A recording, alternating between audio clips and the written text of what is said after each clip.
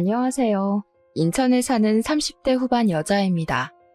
이혼의 상처가 이제 막 나아갈 쯤이라 이렇게 용기를 갖고 사연을 보냈어요. 지금 남편과 이혼한 지 이제 2년이 넘어가는데요. 요즘 이혼은 별게 아니라고 하지만 생각보다 이혼의 상처가 크더라고요. 이 정도로 많이 힘들 줄은 몰랐어요.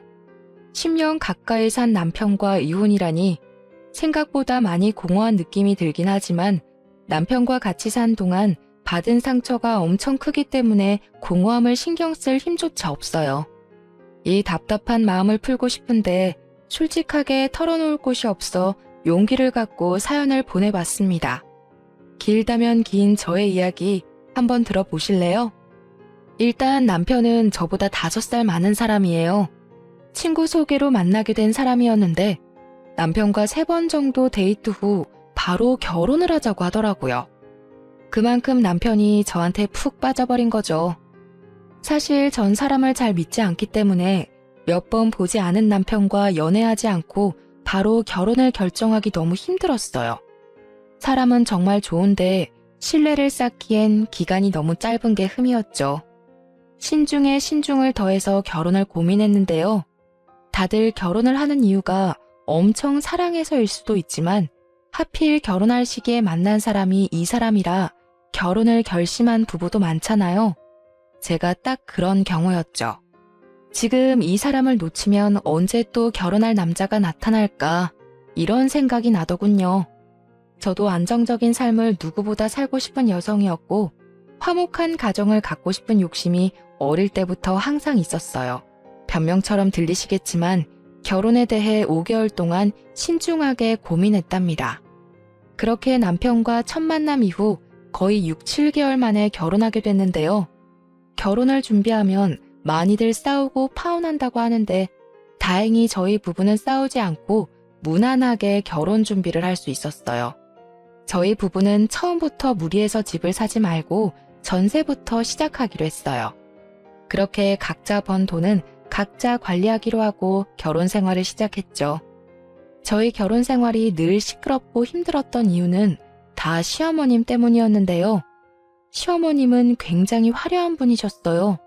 빨간색, 파란색 등등 머리가 항상 알록달록했고 옷 입는 스타일도 엄청 파격적이었어요. 나이 많으면 많을수록 가꾸고 살아야 한다는 마인드를 가진 분이라 가꾸는데 신경을 많이 쓰셨어요. 게다가 성격이 완전 외향적이라서 내향적인 제가 그런 시어머님의 성격을 따라가기가 어렵더라고요. 근데 그런 시어머님은 버는 돈에 비해 소비 습관이 너무 과했어요. 옷을 워낙 좋아하시는 분이라서 틈만 나면 쇼핑을 하시는 편인데요. 너무 과한 게 아닐까? 걱정이 들긴 했었지만 본인의 돈을 사용하는 거라서 크게 신경 쓰지 않았는데 언제 한번 일이 크게 터지게 됐는데요. 남편과 결혼한 지 1년이 넘었을 때 있었던 일이었는데요. 시어머님께서 이번에 아울렛에 가서 쇼핑하고 싶다고 하셔서 같이 가게 됐어요. 그래서 저희 부부와 함께 드라이브 겸 해서 같이 아울렛에 가게 됐었는데요. 저희 부부는 아울렛에서 10만 원 정도 사용한 반면 어머님께선 아울렛에서만 혼자 80만 원을 쓰신 거예요.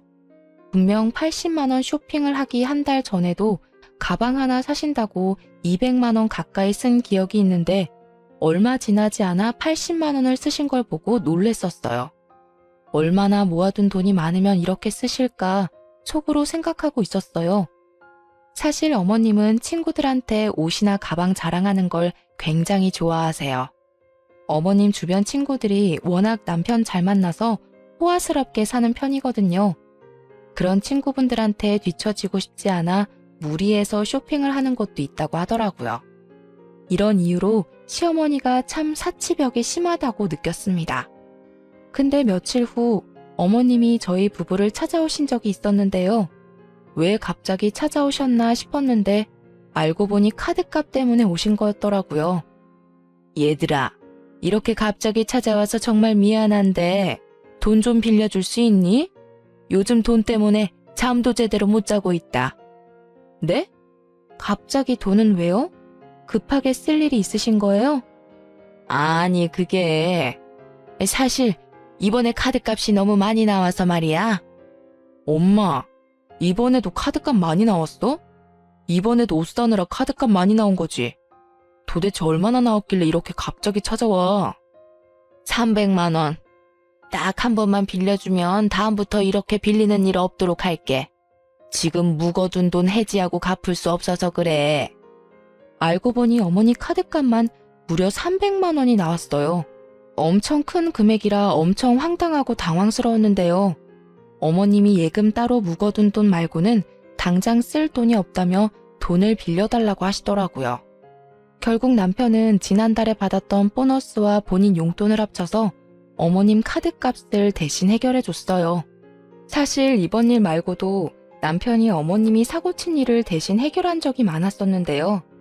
휴대폰 통신비까지 내지 못할 정도로 생활비를 탕진한 날이라면 남편이 핸드폰비를 내주거나 병원비가 많이 나온 날이라면 그때도 남편이 도와주기도 했었어요.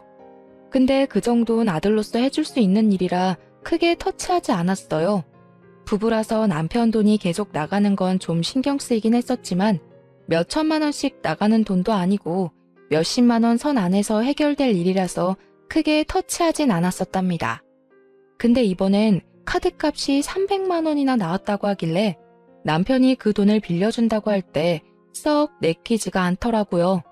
그리고 과연 어머님이 이 300만 원이란 이 큰 돈을 진짜 갚으실까 싶더라고요.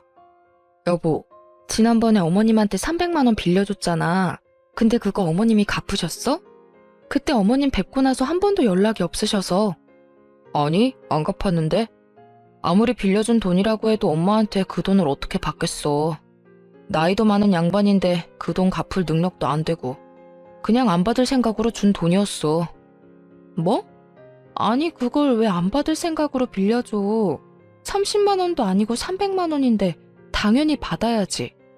아무리 가까운 가족 사이라고 해도 돈 거래는 철저하게 해야 하는 거야. 이번 주 내로 어머님한테 300만 원 받아. 당신 도대체 왜 그래? 남도 아니고 엄마한테 300만 원쯤은 그냥 줄 수 있는 거잖아. 당신 돈 준 것도 아니고 내 돈 준 건데 왜 당신이 난리야? 어? 당신 말 그렇게밖에 못해? 나 당신 와이프야, 와이프. 아무리 우리가 돈 관리 각자 한다고 해도 우리 엄연히 부부야. 당신이 번 돈은 당신이 관리하는 거겠지만 우리가 각자 모아둔 돈은 나중에 우리가 늙었을 때 조금이나마 같이 편하게 살려고 준비하는 과정인 건데 이렇게 선 그으면 안 되지. 그럼 당신은 우리 엄마를 너무 남처럼 대하는 거 아니야? 당신 말대로 우리가 부부고 가족인 것처럼 우리 엄마도 우리 가족이야. 300만 원 정도는 한 번쯤 엄마한테 줄 수 있는 거라고는 생각 안 해봤어? 그 힘없는 우리 엄마한테 그렇게 돈을 받아내고 싶냐고. 힘 없다고? 그렇다면서 쇼핑을 3-4시간씩이나 하셔? 어머님 한 달에 쇼핑값만 적어도 100만 원이 넘어. 당신도 알잖아. 어머님 집 상태. 방 3개 중에 2개가 다 옷방이야, 옷방. 그리고 나도 어머님한테 할 만큼 했어. 원래 어머님 단칸방에서 힘들게 산다고 해서 내 목돈으로 어머님 전셋집 해드렸어. 당신 그거 기억 안 나는 모양이야?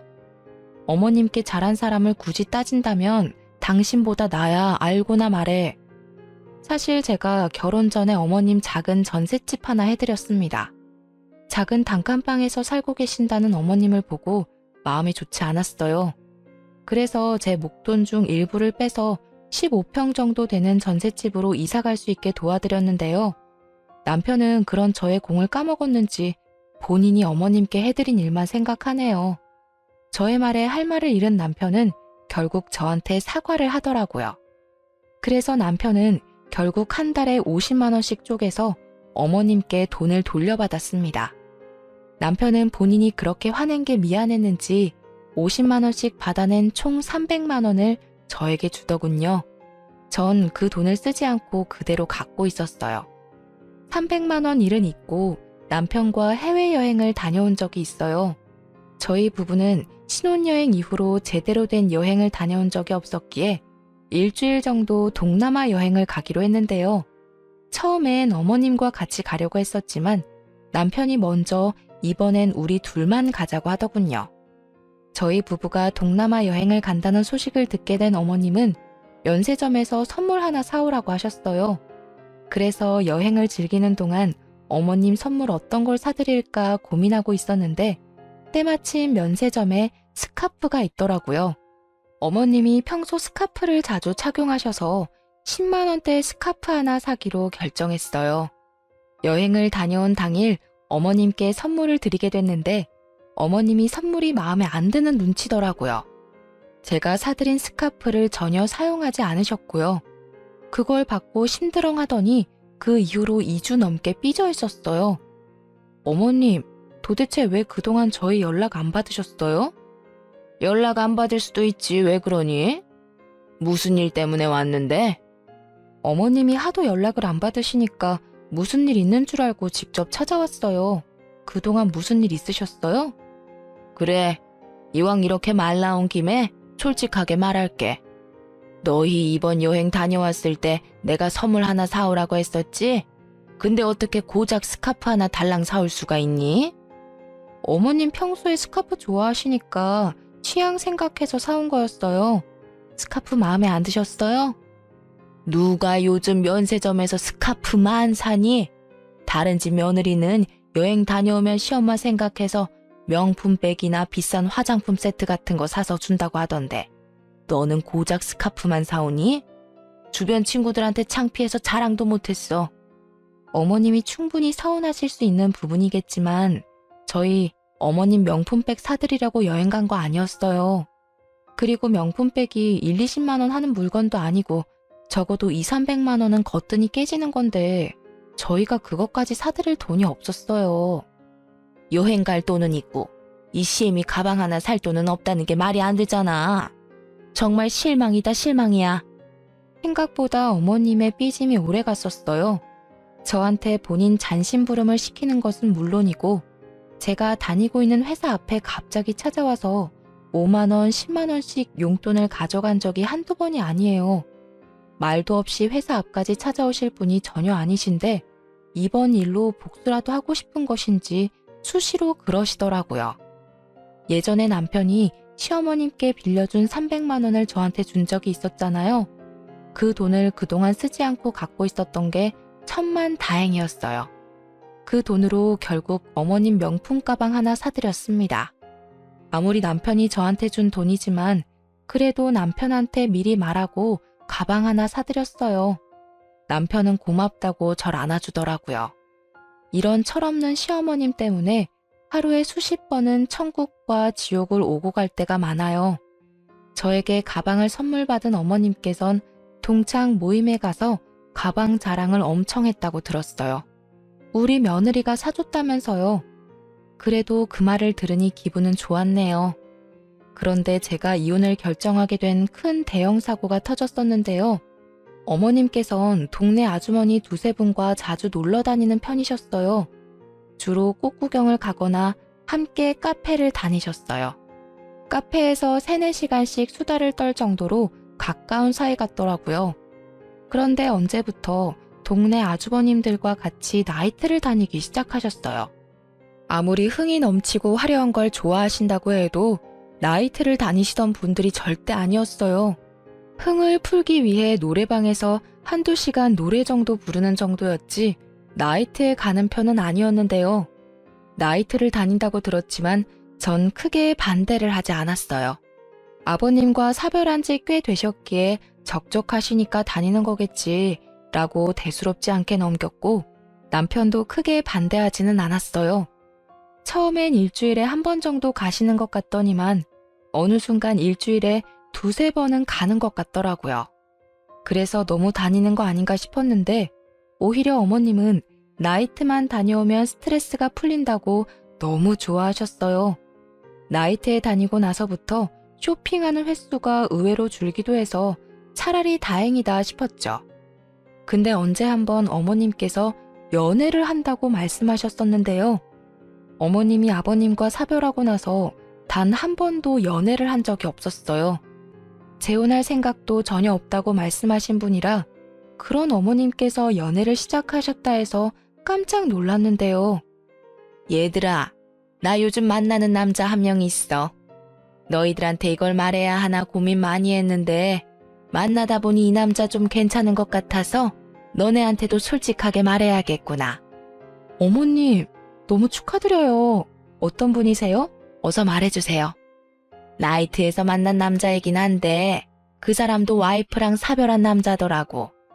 그 후로 여자를 만날 생각 전혀 없었는데 이번에 처음으로 날 좋아하게 됐다네. 에휴, 참 부끄럽다. 너희들은 내가 연애해도 괜찮겠니? 당연하죠.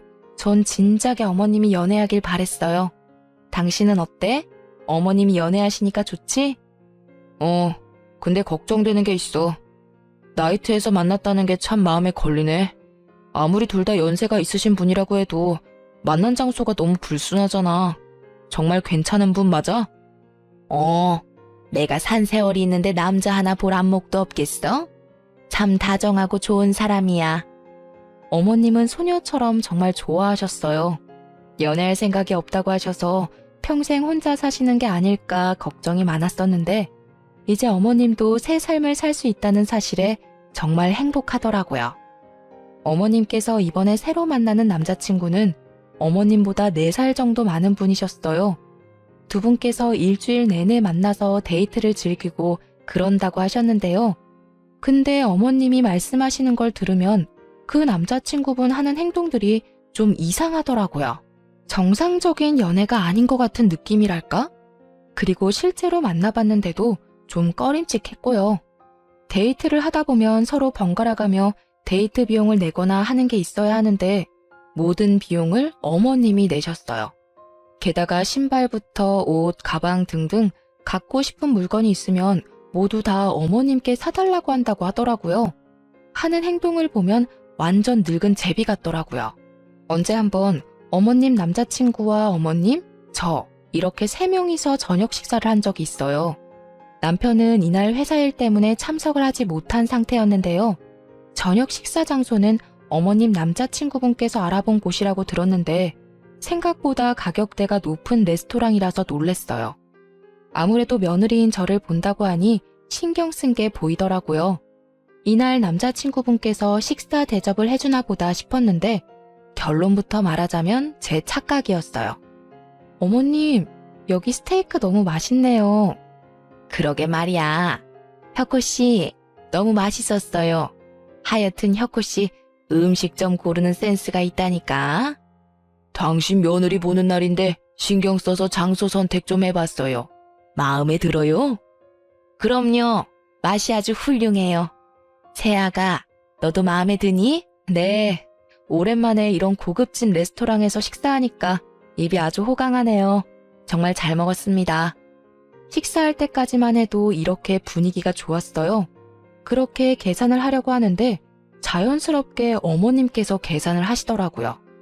어머님 남자친구분도 당연하다는 듯 어머님을 계산대로 은근슬쩍 밀더군요. 그 모습을 보고 전 너무 황당해서 어머님이 계산 못하도록 막고 제가 대신 계산했습니다. 대략 50만 원 가까이 나왔었는데요. 제가 어머님이 계산 못하도록 막고 대신 계산하니까 어머님과 남자친구분께서 몹시 당황해하는 눈치더라고요. 이제까지 어머님께서 남자친구분께 자주 선물을 해드리는 것 같아 도대체 어떤 분이길래 어머님께서 이렇게 쩔쩔매며 만날까 궁금했는데요. 그래서 이날 저녁 식사 자리를 마련한 거였어요. 실제로 남자친구분께서 어머님께 하는 행동을 보니 대충 짐작이 가더군요. 이 식사 내가 샀어야 하는데 며느님께서 계산을 벌써 하셨네. 그러네요. 아가, 왜 너가 계산했니? 이 저녁은 우리가 사야 했었는데. 전 이날 최대한 말을 아꼈어요. 이미 속에선 어머님이 너무 안쓰럽기도 하고 어머님이 왜 이런 대우를 받으면서 연애를 해야 하나 속상하더라고요. 그래서 일단 어머님 남자친구분을 서둘러 보낸 뒤 어머님과 근처 카페에서 이야기를 나누기로 했어요. 근데 남자친구분께서 집에 갈 때 쓸 택시비까지 가져가던 거 있죠? 완전 제비가 따로 없더라고요. 어머님, 저랑 둘만 있는 거니까 솔직하게 말하셔야 해요. 저분한테 약점 잡히거나 한 게 있으세요? 그게 무슨 말이야? 약점이라니? 어머님 남자친구 좀 이상한 것 같아요. 이번 식사 자리만 봐도 딱 보여요. 두 분이 진지하게 만나는 사이라면 보통 이 식사 자리 남자친구분께서 직접 계산을 하는 게 맞지 않나 싶어요. 저 연세에 돈이 없지 않으실 텐데 자연스럽게 어머님이 계산하도록 만드는 게 좀 이상한 것 같아요. 분명 이 레스토랑도 남자친구분께서 직접 알아봤다고 하지 않으셨어요? 그래서 당연히 그분께서 직접 계산할 것 같았는데 이 식당 1, 2만 원 하는 곳도 아니고 한 사람당 10만 원은 기본으로 드는 곳인데 여길 알아봐 놓고 돈을 안 낸다는 게 수상해서요. 아유, 누가 내는 게 뭐 어때서 그러니. 그리고 저 사람 여유 있는 사람도 아니야. 나는 지금 만나고 있는 남자 돈 때문에 만나는 게 아니라 마음이 착해서 만나는 거야. 그리고 이번 일 절대 영호한테 말하지 마라. 아들 녀석 이번 일 알면 난리 칠 게 분명해. 당연하죠. 전 그냥 걱정돼서요. 어머님이 그분한테 자주 선물하고 그러는 것 같기도 해서요. 아유, 우리 며느님 걱정도 많으시네. 너희들 걱정시킬 정도로 이것저것 사다 바치는 일 없을 테니까 쓸데없는 걱정은 하지 마렴. 과연 쓸데없는 걱정일까요? 차라리 제 착각이었으면 좋았을 텐데요. 어머님이 걱정하지 말라고 해서 한동안 모른 척했어요. 꽤 오랜 시간 잘 만나길래 오히려 속으로 응원도 했네요. 근데 몇 달 뒤 어머님이 결국 일을 만드셨는데요. 어머님이 예전처럼 카드값이 다시 많이 나오게 됐다는 겁니다. 한동안 카드값이 많이 안 나오는 것 같아서 남자친구분께서 이제 더 이상 제비짓을 하지 않는다 생각했는데 다시 저희 어머님한테 이것저것 사달라고 한 것 같더라고요. 지난번엔 쇼핑 때문에 카드값이 300만 원 정도 나왔다면 이번엔 카드값이 500만 원이나 나왔어요. 그 이유를 들어보니 남자친구한테 이것저것 사주는 것도 모자라서 이번에 무리해서 여행을 다녀왔다고 하더라고요. 역시 제가 의심한 그대로였어요. 카드 통지서를 들고 저희 부부집에 찾아와서 또 돈을 빌리려는 어머님을 보고 속이 답답하고 억장이 무너지더군요. 게다가 카드값 밀린 것도 모자라서 현재 핸드폰비와 보험비까지도 밀린 상태라 이 전부 다 해결해야 한다고 말씀하시는 어머님은 눈물을 글썽이더군요. 아니, 왜 본인이 내야 할 돈까지 내지 못하면서 그 할아버지한테 충성을 다하는지 이해가 안 가더라고요. 미안하다. 내가 새아가 너 얼굴 볼 면목이 없다. 이 나이 먹고 카드값 하나 해결 못하다니. 이번 한 번만 부탁한다. 어머님, 진짜 정신 좀 차리세요. 이게 도대체 몇 번째예요? 제가 분명 말씀드렸죠. 그 할아버지 조심하라고요. 근데 어머님이 그러셨잖아요. 걱정하지 않아도 좋다고. 근데 이게 무슨 짓이세요? 네? 화내지 말고 제발 한 번만 부탁할게. 어머님 앞으로 예금 하나 있으시죠? 그거 억지로 갖고 있지 말고 해지하세요. 그걸로 밀린 핸드폰비랑 보험비까지 정리하시면 되겠네요. 어머님께선 노년연금과 함께 우리 부부한테 조금씩 용돈을 받아서 생활하시는 분인데 무슨 생각으로 이렇게 감당하기 어려운 일을 벌이신 걸까 답답하기만 하더라고요. 젊은 남자와 만나서 호구당하는 것도 아니고 그 늙은 할아버지한테 간이고 쓸개고 다 내줄 것처럼 행동하는 어머님이 정말 이해가 안 되었죠. 어머님이 가지고 계신 예금 하나가 있는데 전 그 예금을 해지하라고 말했습니다. 근데 어머님께선 쭈뼛쭈뼛거리더니 충격적인 말 한마디를 하셨어요. 그 돈, 그 사람한테 있어. 네? 어머니, 정말 왜 그러세요?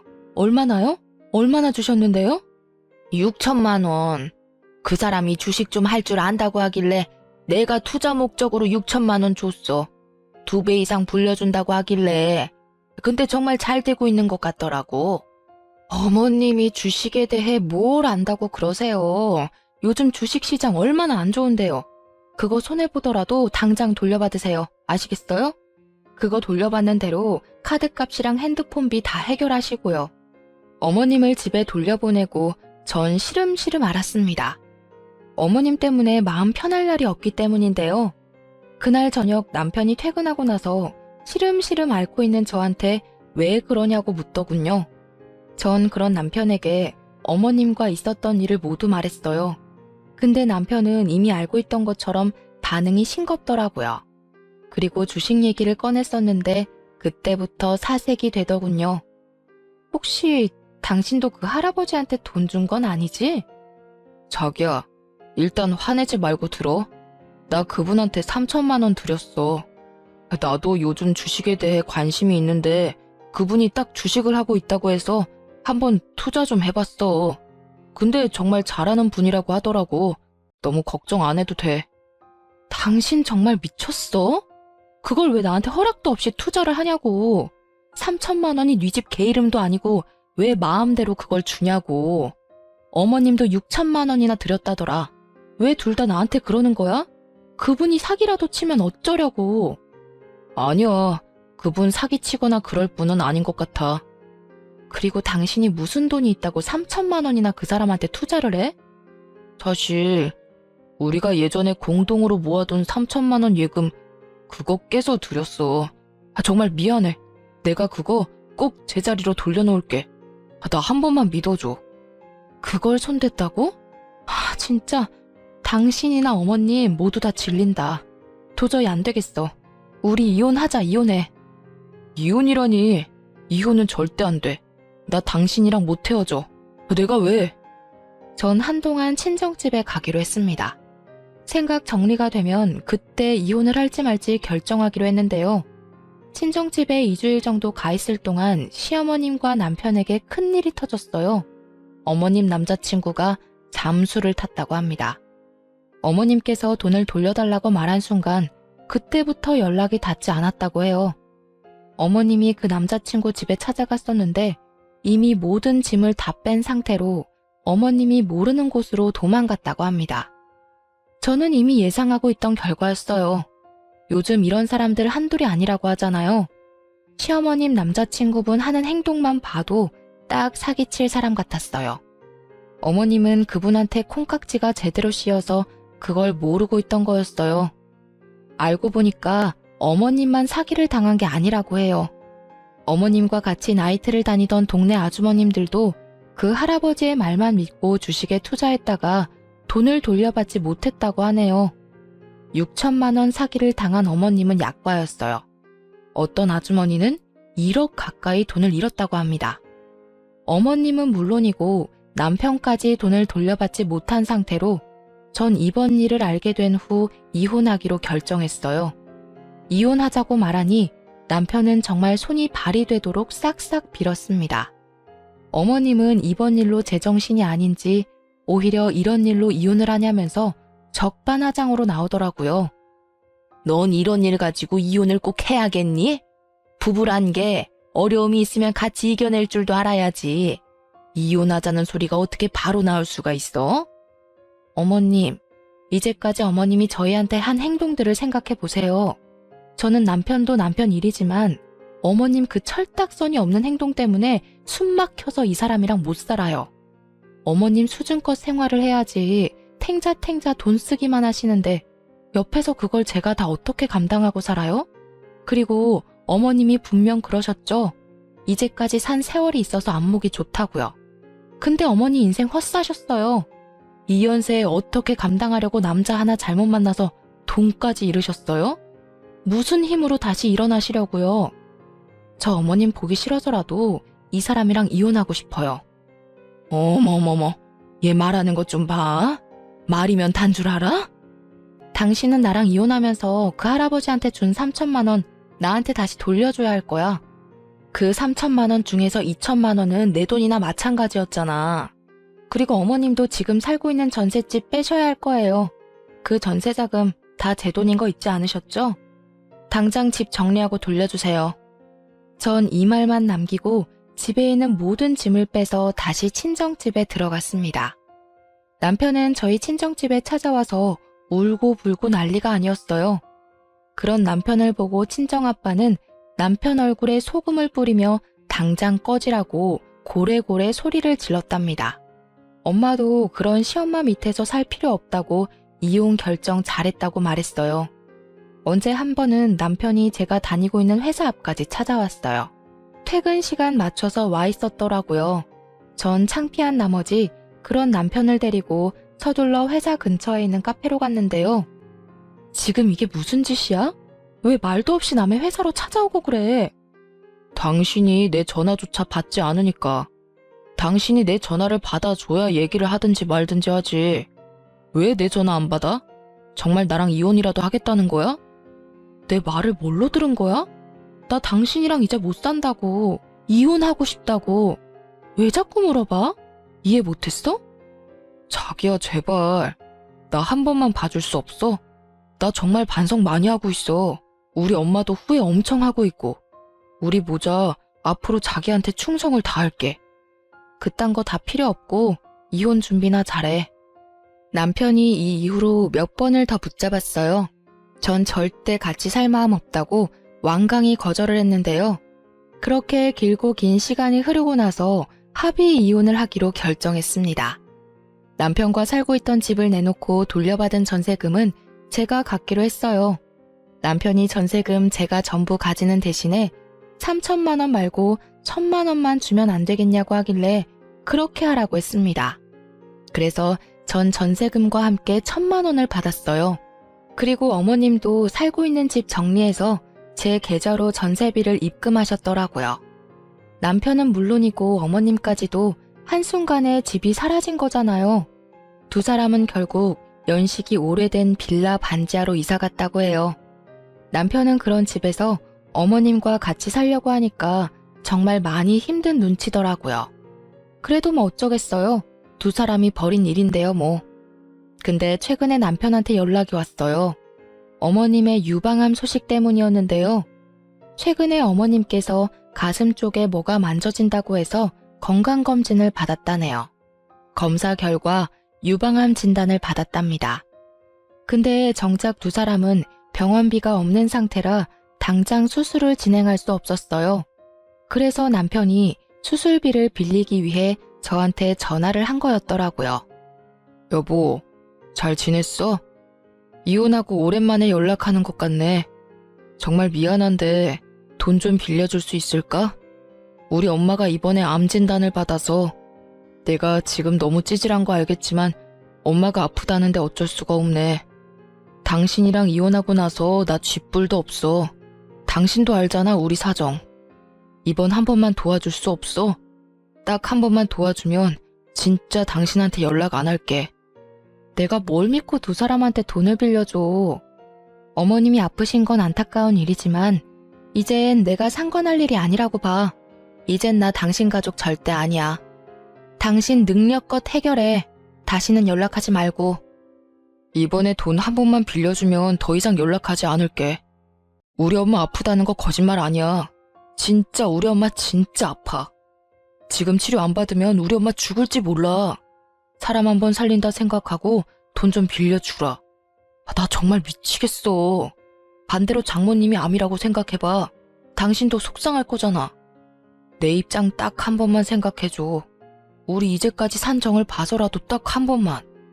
나 당신이랑 이제까지 산 정 하나도 없어. 이미 당신한테 있던 정 다 떨어졌어. 그리고 어머님이 아프든 말든 나 속상할 거 하나도 없고 이제 완전 남의 일이야, 남의 일. 당신이 대출을 받든 콩팥을 팔든 어떻게든 알아서 해결해. 나한테 돈 빌릴 생각하지 말고. 전 단호하게 남편의 부탁을 거절했어요. 처음엔 어머님이 아프다는 말에 조금은 고민이 되긴 했었어요. 하지만 그걸 제가 책임질 필요는 없잖아요? 이젠 제 가족도 아닌 사람한테 돈과 시간, 마음을 쓰고 싶지 않았어요. 남편과 연락한 그날 저녁에 시어머님께서 직접 저희 친정집에 찾아왔더라고요. 제가 남편의 부탁을 거절한 걸 알고 급한 마음에 저희 친정집에 찾아온 거래요. 아니, 그래도 그렇지 여기가 어디라고 찾아오나 싶더라고요. 참 어려운 사이인데 말이에요.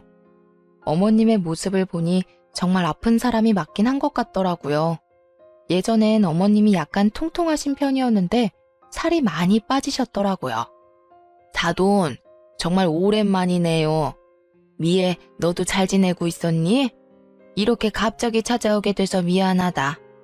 너도 알겠지만 내가 지금 몸이 많이 안 좋아. 아까 아들이 너한테 전화 한번 했다고 하던데. 근데 너가 거절했다고 들어서 병원비가 당장 필요한데 돈 빌릴 곳이 전혀 없어서 말이야. 사돈도 많이 당황스러우시죠? 제가 꼴 보기가 싫겠지만 사돈만 괜찮으시다면 병원비 좀 빌려주실 수 있나요? 제가 빨리 치료받지 않으면 곧 죽을지 몰라서 그래요. 여기가 어디라고 찾아오세요? 아무리 아픈 사람이라고 해도 그렇지 돈 빌릴 곳이 그렇게 없습니까? 우리 딸이 당신들 때문에 얼마나 고생했는데 죽을 거면 우리한테 알리지 말고 조용히 죽어요. 당신네들이 어떻게 살든 죽든 우린 알고 싶지 않으니까. 맞아요. 저 어머님 때문에 트라우마까지 생길 것 같아요. 여기가 어디라고 이렇게 찾아올 생각을 다 하셨어요? 멀쩡한 아들 두고 왜 저희한테 찾아와서 이러시냐고요. 앞으로 저한테 이런 일로 찾아오는 일 없었으면 좋겠어요. 얼마나 인생 헛살았으면 돈 빌릴 사람 한 명도 없냐고요. 저 이제 어머님 며느리 아닙니다. 다른 사람 알아보세요. 저 더 이상 어머님이랑 얽히고 싶지 않아요. 두 모녀가 독하긴 진짜 독하구나. 아이고, 언제부터 날 그렇게 챙겼다고 트라우마 이런 말을 입에 올리냐? 사돈은 딸 교육을 어떻게 시키셨나요? 딸년이나 애미나 똑같네, 똑같아. 뭐? 딸년? 아픈 년이 못하는 말이 없네. 당신은 아들 새끼 얼마나 잘 키웠길래 그래? 쥐뿔도 없는 년이 입 달렸다고 말 함부로 하네. 죽을 고비 앞두고 있으니까 눈에 뵈는 게 없는 거야? 당신이 뒤지든 말든 우리가 상관할 바 아니니까 당장 꺼지라고. 불쌍한 척은 다 하던 시어머니가 한순간에 독한 마녀처럼 비아냥거리기 시작하더라고요. 아픈 사람이 맞나 싶을 정도로 굉장히 못된 사람처럼 보였는데요. 조금이나마 빌려줄 마음이 있었는데 비아냥거리는 어머님의 모습을 보고 그 마음이 싹 사라지게 됐습니다. 자칫 어머님의 연기에 넘어갈 뻔했네요. 사람이 연기를 저렇게 잘할 수 있을까요? 그런 시어머니의 모습을 보고 화가 난 우리 친정엄마는 화분에 넣어두려 펼쳐놓은 흙을 시어머니 면상에 뿌리면서 내쫓았습니다. 눈에 흙이 들어갔는지 서둘러 도망가셨고요. 이날 화가 너무 난 나머지 전 남편한테 따졌습니다. 아무리 돈이 급해도 그렇지 친정집까지 찾아오게 만드냐면서요. 남편은 어머님이 저희 친정집에 찾아온 걸 모르고 있던 눈치였어요. 어머님이 왜 구걸까지 하게 만드냐 물었더니 남편이 회사를 그만뒀기 때문이래요. 남편이 솔직하게 말하더군요. 본인이 명예퇴직을 당해서 돈을 구할 데가 없기 때문이었어요. 명예퇴직을 당했다니? 그게 무슨 말이야? 사실 내가 당신이랑 이혼하고 나서 너무 힘들었거든. 그래서 술 마시는 일이 많았었는데 언제 한번 술 먹고 부장한테 전화해서 술주정 좀 했거든. 그게 정확히 기억은 안 나는데 내가 해서는 안 되는 말이랑 행동을 했었나 봐. 그게 문제가 돼서 나더러 회사에서 퇴직하라고 하더라고. 남편이랑 같이 다니는 회사 동기들 말을 들어보면 남편이 부장한테 음담패설은 기본으로 하고 게다가 이제까지 회사 내에서 해왔던 부장의 행동 하나하나 모두 지적했다고 해요. 게다가 남편이 학벌에 비해서 회사 업무 능력이 너무 없어서 언젠가 해고할 생각을 하고 있었다고 해요. 근데 때마침 부장한테 그런 몰상식한 행동을 하는 바람에 해고를 당하게 된 거였죠. 회사에서 나름 힘이 있는 부장은 그런 남편을 회사 그만두게 만들었다네요. 이제 막 40대가 된 사람이 명예퇴직을 당한다는 게 말이 안 되잖아요. 그냥 해고를 당한 거나 마찬가지인데요. 남편은 지금까지도 직장을 제대로 구하지 못한 상태라고 합니다. 저와 이혼한 것도 있지만 동시에 해고까지 당하게 돼서 그 충격에 매일매일 술을 마시고 있다고 해요. 어머니 생각해서라도 하루라도 빨리 일을 구해야 하는데 남편은 그런 생각할 힘조차 없는 것 같아요. 어머님은 수술을 잘 받았는지 안 받았는지는 그 이후로 물어보지 않았어요. 아마 치료를 제대로 받지 못하고 있을 겁니다. 남편이 돈도 벌지 않고 술만 마시고 있으니까요. 그런 두 모자를 보고 있으니 속이 다 후련하고 몸과 마음이 가벼워진 것만 같아요. 돈 문제로 사람 속 썩이던 두 사람한테 벗어났다는 생각에 정말 하루하루가 행복해요. 전 남편과 이혼하고 나서 현재 직장에 열심히 다니면서 돈을 차곡차곡 모으고 있어요. 조만간 제 이름을 걸고 가게 하나 차릴 예정이에요. 부모님이 예전부터 음식점을 운영하고 싶어 하셨어요. 저도 그러고 싶어서 부모님과 함께 가게 오픈 예정이에요. 만약 이 사람과 저 사이에 아이가 있었더라면 이혼하는 게 어려웠을 거예요. 아이가 있는 부부는 이혼하는 게 참 어렵다고 하잖아요. 다행히 저와 남편은 아이 계획이 전혀 없던 사람이었어요. 만약 한 사람이라도 아이를 원했었더라면 지금 현재 저의 모습은 어땠을지 궁금하네요. 주변 친구들도 시부모님 잘못 만나서 엄청 고생하고 있거든요. 근데 그 친구들은 모두 아이가 있어서 섣불리 이혼을 하지 못한다고 해요. 결혼하기 전까지만 해도 시댁 때문에 왜 힘들어할까 상상이 안 갔었어요. 두 사람이 좋으면 그만이지 않나? 그런 생각을 했었는데 사랑 하나로 결혼할 수는 없더라고요. 결혼 생활을 유지한다는 게 참 쉬운 일만은 아닌 것 같아요. 아무리 내가 잘한다고 해도 남편이나 시댁 식구 한 명이라도 내게 못한다면 결혼 생활 한순간에 무너지는 것 같아요. 그렇기 때문에 결혼 결정을 할 때 남편 자체를 보는 것도 중요하지만 남편 집안 식구들도 꼭 봐야 했어요. 이혼하고 나서 생각한 게 있는데 너무 섣불리 결혼을 했다는 거예요. 남편과 연애를 해보고 결혼할 걸 그런 생각을 가끔 하고 있는데요. 요즘 연애를 건너뛰고 많이들 결혼한다고 하는데 개인적으로 전 위험하다고 생각해요. 그 사람에 대해서 조금 더 알아보고 결혼하는 게 덜 위험한 일이 아닌가 싶어요. 주변 사람들은 다른 사람 만나서 재혼할 생각이 있냐고 물어봐요. 근데 전 2번 다시 결혼하고 싶지 않아요. 부모님도 그 지겨운 결혼을 못하러 2번씩이나 하냐며 성을 내셨어요. 저도 결혼을 다시 하진 않을 것 같아요. 결혼이란 게 참 쉬운 일이 아니기 때문이죠. 아무리 서로 사랑해도 돈 문제로 다들 헤어진다고 하는데 이번에 뼈저리게 느꼈습니다. 만약에 재혼을 한다고 해도 또다시 이혼하지 않는다는 보장도 없잖아요. 그리고 이제까지 받아온 스트레스와 억압에서 벗어나니까 오히려 너무 행복하고 자유롭더라고요. 저와 다르게 결혼 생활이 행복한 사람도 분명 많을 거예요. 하지만 반대로 저처럼 결혼 생활이 지옥인 분들도 분명 있을 텐데요. 이혼을 권장하는 것은 아니지만 본인의 행복을 위해서라면 이혼을 하는 것도 하나의 방법이라고 알려드리고 싶어요. 만일 시댁, 남편, 돈 등등 여러 문제로 인해 이혼 고민을 하고 있는 분이라면 망설이지 말고 당장 하는 것도 나쁘지 않다고 생각해요. 자유로운 몸이 된 저는 지금부터라도 열심히 행복하게 살아볼 예정이에요. 남편과 살면서 못 쌓은 추억과 커리어 등등 다시 쌓아볼 예정이고요. 지금껏 답답하고 길고 긴 저의 이야기를 들어주셔서 감사합니다.